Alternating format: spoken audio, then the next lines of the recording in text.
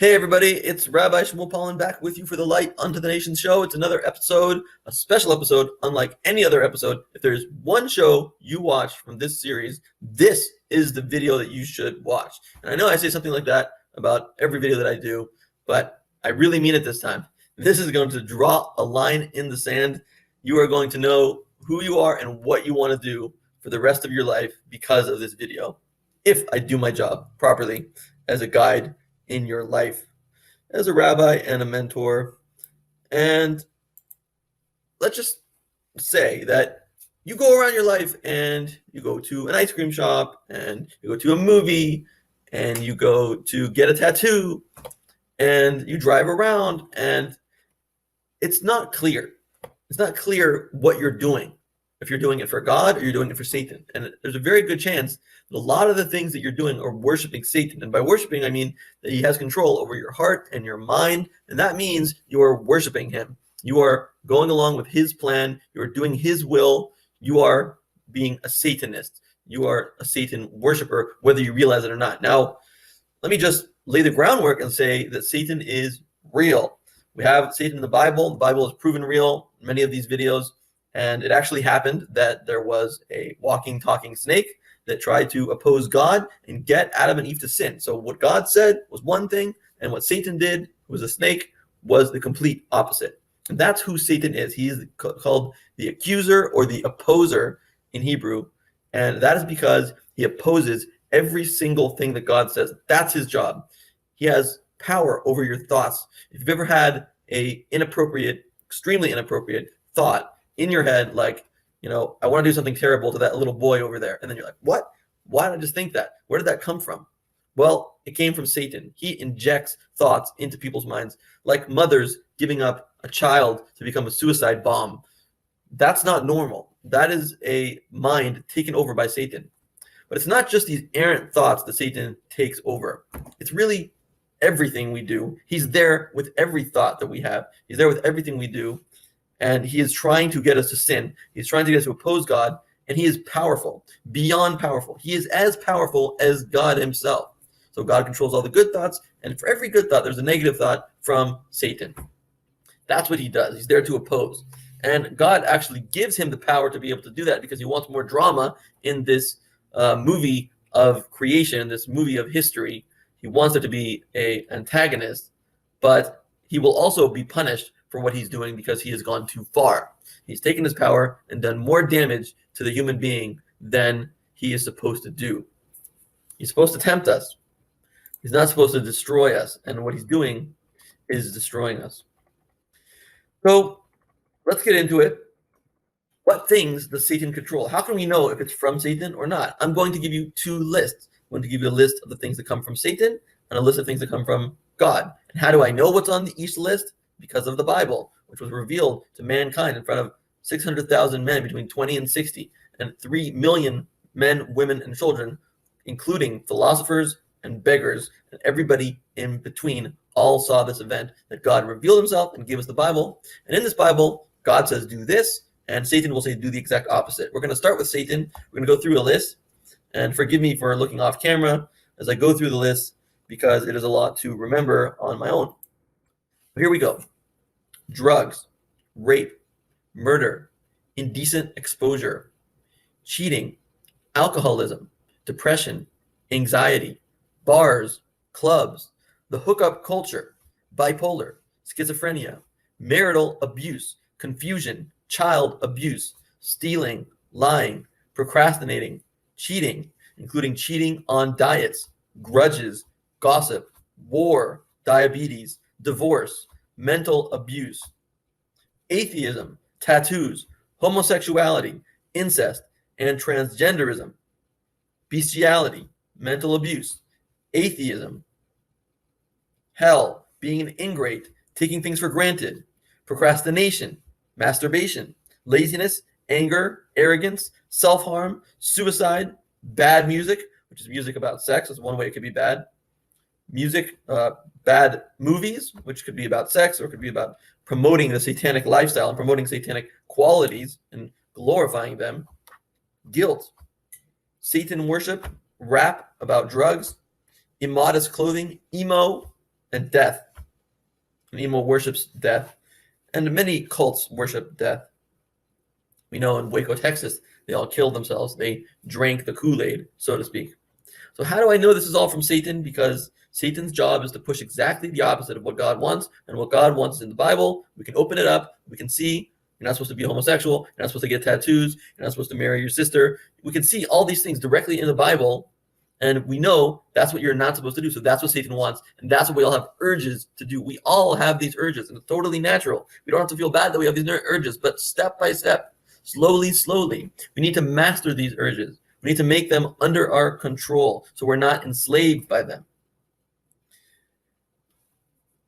So when you get a tattoo, you just don't think anything about it, but you don't realize that it says in the Bible, don't get tattoos, and Satan is giving you the idea to get a tattoo, and you don't even know why you're doing it. And often we have women on shows that are get up the dress or wear the dress. There are shows about women dressing up in wedding gowns, and they want the tattoo to show. They want to make a space in the wedding gown for the tattoo to show. Now, it makes no sense that a woman in a white, beautiful, pure dress would want a tattoo to show through.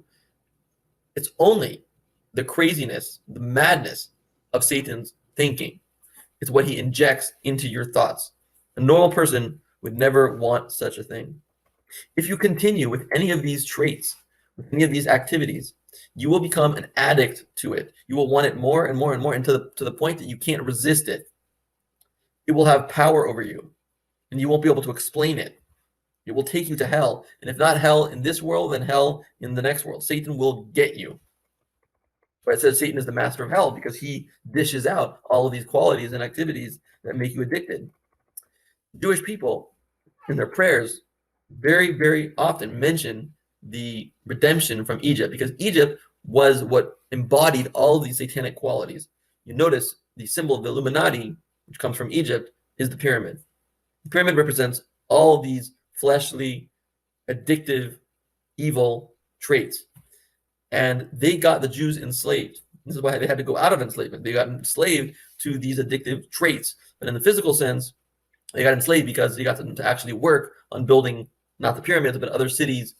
And they would, Pharaoh, the leader of all of the evil traits, came out with the Jews and said, we're doing this patriotically. We're going to do this all together. This is going to be a big project for Egypt. We're going to make Egypt great again. And the Jews joined with him. And then later, Pharaoh slipped out, and the taskmasters came in, and they just encouraged them with their words to do some work and do a little more work. And next thing you know, they're whipping them, and they're whipping them harder and harder and harder until eventually they can often whip them to death.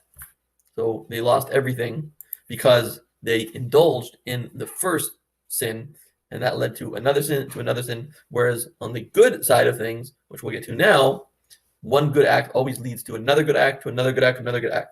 So there really is no neutral. There really is no middle ground. You're either moving down or you're moving up. That's what my mentor was asked once by a non-religious Jew. He's like, what do you think of me? Do you think I'm good or do you think I'm bad? Do you think I'm a good Jew or a not good Jew? Rabbi said, I don't think of it like that. I think of it like you're on a ladder, and the question is, are you going up or are you going down? So I ask you, are you going up or are you going down? That's what I would really like to know. Why worship God? Well, here's what God offers up. This is what you can get when you sacrifice a little bit of yourself, when you sacrifice a little bit of your urges and you go with God.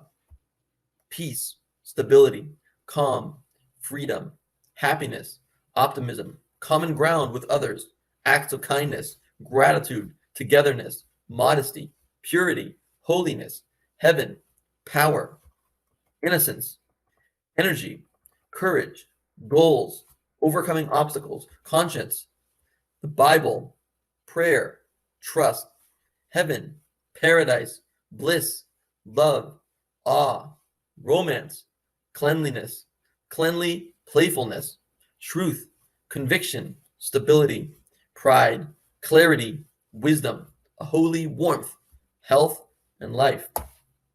I recommend that if you want a good life, that you choose God. It's not just about the next world and whether you're going to heaven or hell. Heaven and hell are here and now. You can see people who are addicted. You can see people who are obese. You can see people who are addicted to smoking, drugs, people who are serial rapists, people who are serial this, serial that. It always happens again and again and again because they haven't gone out of Egypt. They haven't found their way out of their urges. They haven't realized that they have another choice. They haven't realized they have a godly soul. They have another choice as to what to do. To serve God, go to Chabad.org, Chabad.org, and enlighten yourself. Educate yourself about the Bible and what God wants. You can also go to theyeshiva.net, the yeshiva, YESHIVA.net. You can learn from YY Jacobson, who is an incredible rabbi. Learn from us. Learn from the Jewish people. We got the Torah in order to teach it to you. That's the whole purpose of the Torah, to spread it out to all lengths. Ask people for forgiveness. Compliment people. Put a few coins a day in a charity box. Try to get a charity box from some charity. And you'll get more and more ideas from Chabad.org, or just looking up on Google ways to give charity without spending money. And watch my videos. I have about 60 videos, if not more. And you can learn about the Hasidic ways to happiness, and you will achieve happiness. And you'll get 15 proofs that God exists, and he most definitely does. And you can go through those proofs and really think about it and talk about it with your science teachers, your professors, scientists that you know. Show them the video and see what comes out of it. But be on the path to righteousness. Be on the path to goodness. This will set you in the proper way. This will set you on a path towards happiness. Make the right choice. I hope you will choose God.